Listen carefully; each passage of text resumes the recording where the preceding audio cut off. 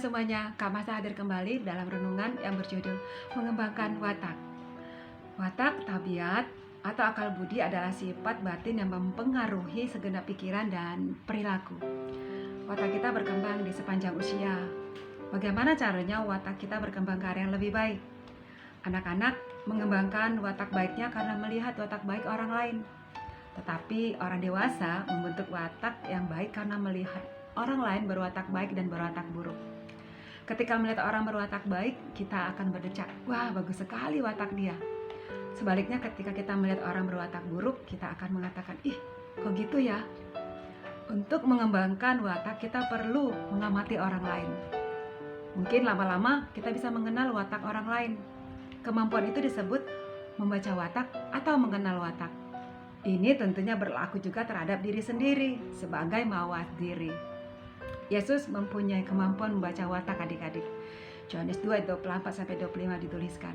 Karena ia mengenal mereka semua dan karena tidak perlu seorang pun memberi kesaksian kepadanya tentang manusia, sebab ia tahu apa yang di dalam hati manusia.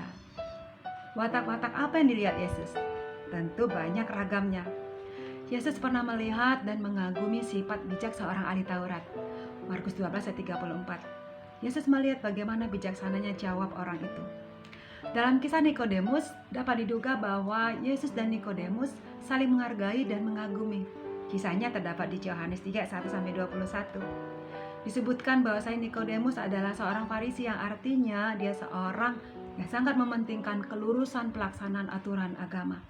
Dia seorang pemimpin agama Yahudi. Meskipun usianya jauh lebih tua dari Yesus, tapi dia menyapa Yesus dengan sapaan Rabi. Dari pihak Yesus pun tampak respek terhadap Nikodemus.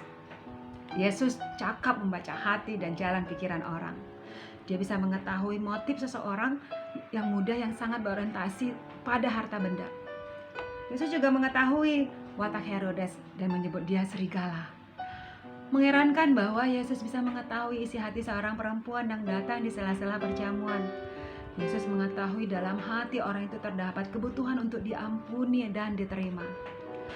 Lebih mengherankan lagi ketika Yesus membaca isi hati seorang pemungut cukai yang duduk di dahan pohon ara.